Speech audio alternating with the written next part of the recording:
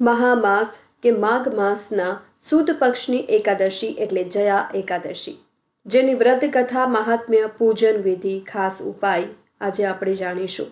આપને અમારો જો આ વિડીયો પસંદ આવે તો લાઈક કરશો, શેર કરશો અને સબસ્ક્રાઈબ કરશો, જેથી કરીને સત્સંગ કથાના નવા વિડીયો આપને મળી શકે.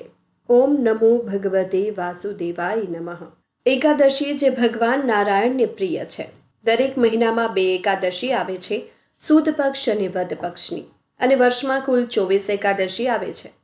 મહામાસમાં આવતી આ એકાદશી જયા એકાદશી કહેવાય છે, જેનું વ્રત કરવાથી અન્ય એકાદશીઓની સરખામણીએ બમણું ફળ મળે છે. જયા એકાદશીના દિવસે ભગવાન વિષ્ણુની સાથોસાથ દેવી લક્ષ્મી અને ભગવાન શિવની પણ પૂજા કરવામાં આવે છે. આ એકાદશીના વ્રત ઉપવાસ કરવાથી, પૂજા કરવાથી પાપોમાંથી મુક્તિ મળે છે અને દરેક કાર્યમાં વિજય મળે છે. વૈકુંઠ ધામની પ્રાપ્તિ થાય છે. અને હવે જાણી લઈએ જયા એકાદશીના શુભ મુહૂર્ત વિશે. જયા એકાદશીની તિથિ 28 જાન્યુઆરી 2026 બુધવારના સાંજે 4:35 શરૂ થશે અને 29 જાન્યુઆરી 2026ના બપોરે 1:55 સમાપ્ત થશે. ઉદય તિથિ મુજબ 29 જાન્યુઆરી 2026 ગુરુવારના જયા એકાદશીનું વ્રત કરવાનું રહેશે. અને હવે પારણાનો સમય પણ જાણી લઈએ. સૂર્યોદય પછી અને દ્વાદશી તિથિ પૂર્ણ થાય એ પહેલાં પારણા કરી લેવા જોઈએ. પારણાનો સમય રહેશે 30 જાન્યુઆરી 2026 શુક્રવારના સવારે 7:09 થી 9:24 સુધી. જયા એકાદશીનું આ વ્રત પાપોને હરનાર ઉત્તમ છે. પવિત્ર હોવા ઉપરાંત પાપોનો નાશ કરનાર છે. મનુષ્યને ભોગ અને મોક્ષ પ્રદાન કરે છે. એટલું જ નહીં, આ વ્રત કરવાથી મનુષ્યને ક્યારેય પ્રેત યોનિમાં નથી જવું પડતું. દાન પુણ્યનું પણ મહત્વ છે. વિષ્ણુ સહસ્ત્રના પાઠ કરવામાં આવે છે. ભગવાન કૃષ્ણએ યુધિષ્ઠિરને એકાદશીના મહાત્મ્ય વિશે જણાવ્યું હતું. એકાદશીનું આ વ્રત કરવાથી બ્રહ્મ હત્યા જેવા પાપોમાંથી મુક્તિ મળે છે. ભગવાન નારાયણની સાથોસાથ ધનની દેવી લક્ષ્મીની પણ કૃપા પ્રાપ્ત થાય છે. અને આ દિવસે ગોમતી ચક્ર, કોડીનું પૂજન કરવું જોઈએ. કેળાનું દાન પણ કરી શકાય અને મંદિરોમાં જઈ અને દાન અવશ્ય કરવું જોઈએ. અને હવે જાણી લઈએ જયા એકાદશીનું વ્રત કેવી રીતે કરવું. સૂર્યોદય પહેલાં ઉઠી નાહી લેવું, પાણીમાં ગંગાજળના કેટલાક ટીપા અને ચપટી તલ નાખીને સ્નાન કરવું. પવિત્ર તીર્થ સ્નાન કરવા જેટલું પુણ્ય પ્રાપ્ત થાય છે. ત્યારબાદ ઉગતા સૂર્યને અર્ઘ્ય આપો. મંદિર કે ઘરમાં ભગવાન વિષ્ણુની મૂર્તિની સામે બેસી વ્રત, પૂજા અને દાનનો સંકલ્પ કરો. આખો દિવસ ઉપવાસ કરવો અને જો શક્ય હોય તો ફળાહારમાં નમક એટલે કે મીઠું ન ખાવું જોઈએ. અને આ દિવસે ભૂલથી પણ ચોખા ન ખાવા જોઈએ. વ્રતનો સંકલ્પ કરી ચોકી પર લાલ કપડું પાથરી વિષ્ણુની મૂર્તિ માતા લક્ષ્મી સહિત સ્થાપિત કરો. ત્યારબાદ ચંદન લગાવો. માતા લક્ષ્મીને સિંદૂરનું તિલક લગાવી પુષ્પ તથા ભોગ અર્પિત કરો. શ્રદ્ધાભાવથી પૂજા કરી ફળાહાર વ્રત કરો. બ્રાહ્મણને ભોજન કરાવો કે પછી જરૂરિયાતમંદ લોકોને ભોજન કરાવો. અને ત્યારબાદ આ વ્રતની કથા સાંભળો. એક સમયની વાત છે. સ્વર્ગલોકમાં દેવરાજ ઇન્દ્ર રાજ્ય કરતા હતા.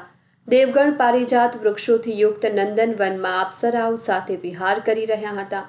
50 ગંધર્વોના નાયક દેવરાજ ઇન્દ્ર સ્વેચ્છાનુસાર વનમાં વિહાર કરતા ઘણા હર્ષ સાથે નૃત્યનું આયોજન કર્યું, જેમાં ગાંધર્વો જ્ઞાન કરી રહ્યા હતા.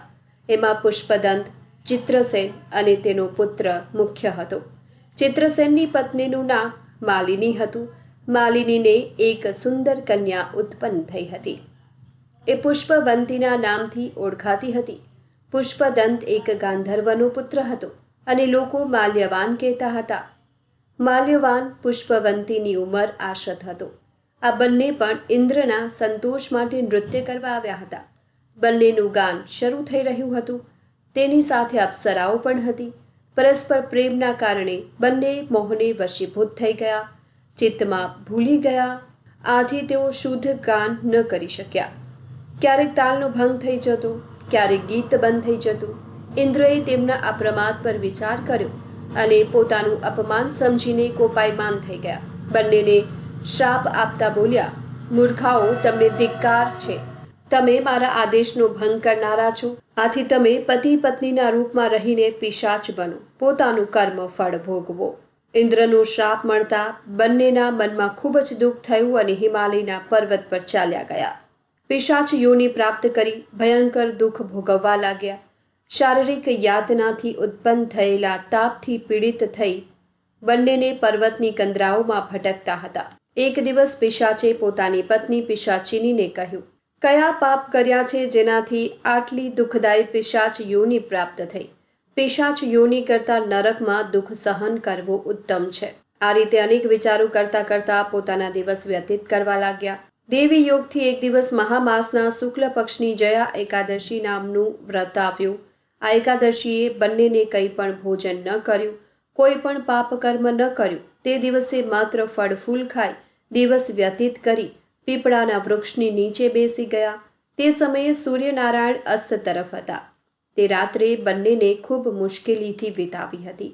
બીજા દિવસે સવારે જ ભગવાનના પ્રભાવથી તેમનો દેહ છૂટી ગયો અને અત્યંત સુંદર અપ્સરા અને ગંધર્વોના દેહ ધારણ કરીને તથા સુંદર વસ્ત્રો અને અલંકૃત થઈને સ્વર્ગલોકમાં ચાલ્યા ગયા. એ સમયે આકાશમાં દેવગણ તથા ગંધર્વ તેમની સ્તુતિ કરવા લાગ્યા. સ્વર્ગલોકમાં જઈને બંને દેવરાજ ઇન્દ્રને પ્રણામ કર્યા અને તેમને જોઈને બોલ્યા, તમને પહેલાના રૂપમાં જોઈને મહાન આશ્ચર્ય થયું. એમને પૂછવા લાગ્યા કે તમને તમારા યોનિથી છુટકારો કેવી રીતે મળ્યો? ત્યારે માલ્યવાન બોલ્યા કે હે ઇન્દ્રદેવ, ભગવાન વિષ્ણુના પુણ્યથી અમારી પિશાચ યોનિ છૂટી ગઈ છે. ઇન્દ્ર બોલ્યા, હે માલ્યવાન, એકાદશીનું વ્રત કરવાથી તથા વિષ્ણુના પ્રભાવથી તમે લોકો પિશાચ યોનિ છોડીને પવિત્ર થઈ ગયા અને અમારા લોકોના પણ વંદનીય થઈ ગયા છો. તમે લોકો ધન્ય છો. હવે તમે પુષ્પાવતીની સામે જઈને વિહાર કરો. હે યુધિષ્ઠિર, જયા એકાદશીના વ્રતના પ્રભાવથી સમસ્ત યોનિ નષ્ટ થઈ જાય છે. જે મનુષ્ય એકાદશીનું આ વ્રત કરે છે તેમણે તપ યજ્ઞ દાન કર્યા બરાબર ફળ પ્રાપ્ત મળે છે.